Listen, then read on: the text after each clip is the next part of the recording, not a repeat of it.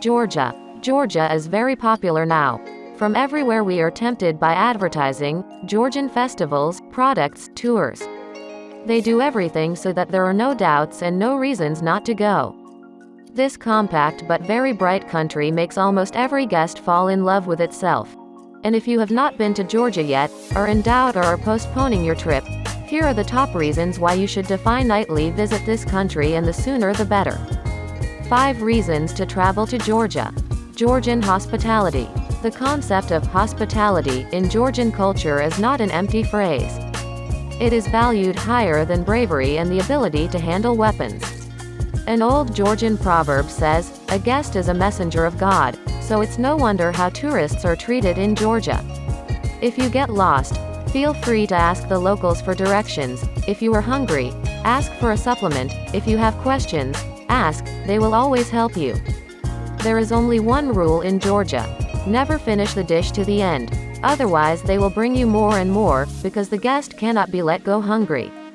Mineral waters are perhaps the main reason why those who want to return and maintain their health go to Georgia.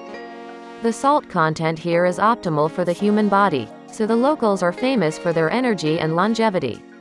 Probably everyone has heard about Borjomi mineral water, but it is not necessary to go to the city of the same name for health.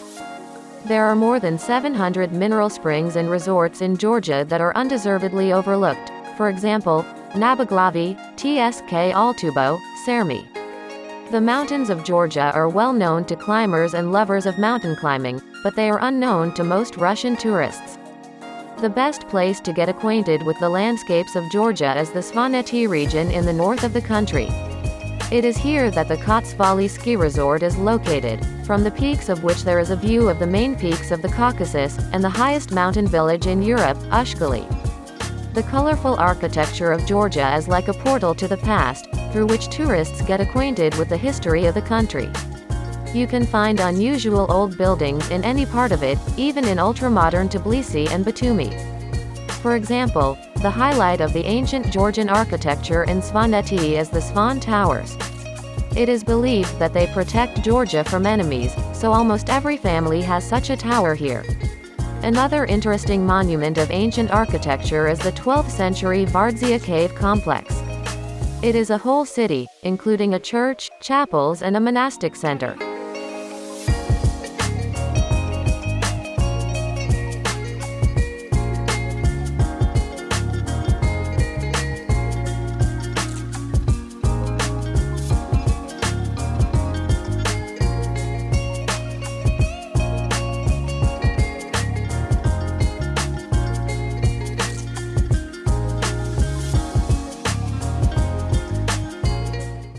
Georgian cuisine and wines. If you like to eat delicious food and relax in good company, feel free to go to Georgia.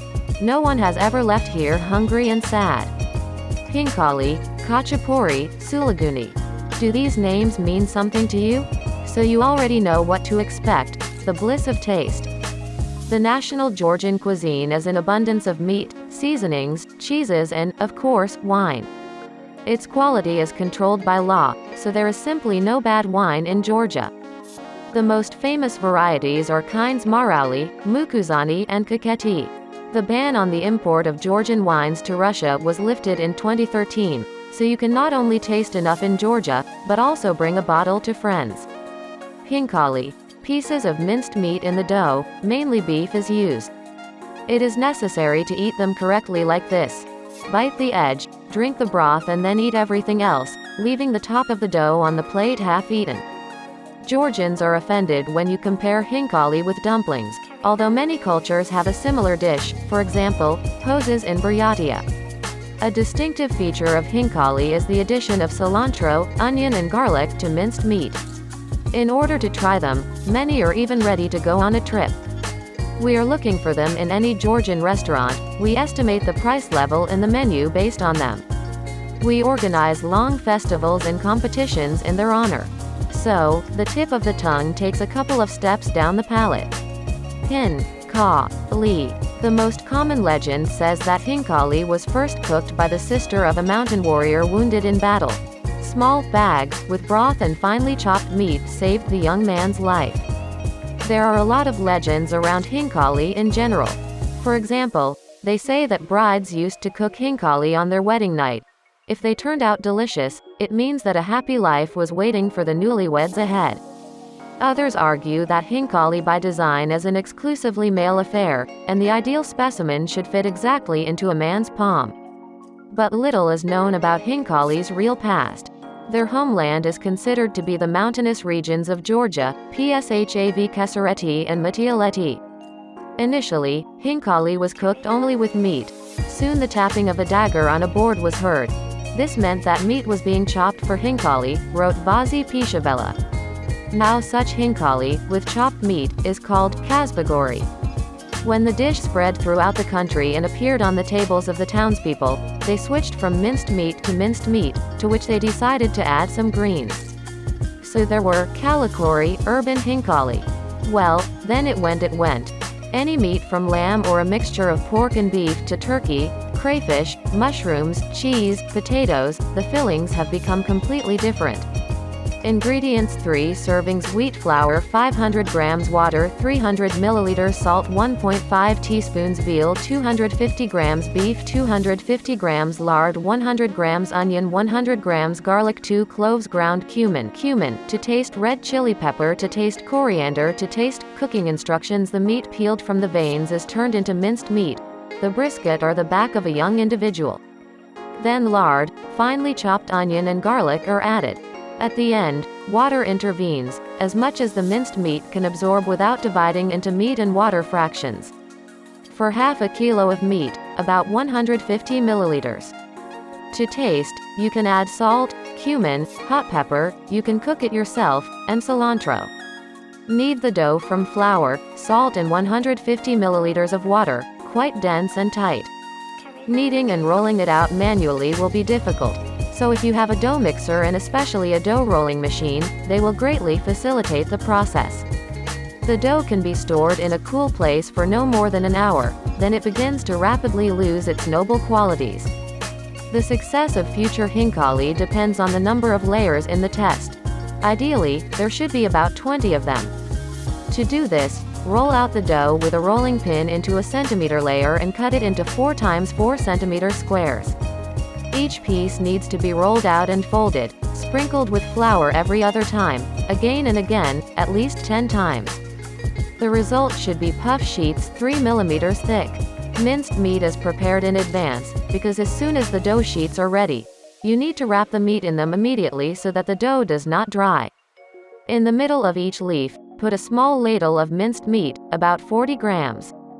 If the mixed water has already appeared on the minced meat, before spreading it on the dough, it needs to be thoroughly mixed again until smooth. The edges of the sheet are folded with an accordion as tightly as possible. There are 19 folds in a perfect hinkali. Take the fastened bag in one hand, and twist the other in the same direction that the folds were made, and tear off the excess dough. The hinkali will have a dense stump on top. Put the hinkali on the board so that it has a flat bottom, which will then be convenient to bite. With a spatula, spin the rapidly boiling water in a spacious saucepan, add salt, throw a dozen hinkali and make a whirlpool in the pan again. The point is that the hinkali do not huddle and do not stick to each other or to the bottom. Cook until the hinkali floats belly up. Plus 2 or 3 more minutes, about 10 minutes in total. Remove carefully with a slotted spoon. The catch is laid out on a dish. As a rule, they cook an amount that is a multiple of 10, each next portion is prepared anew.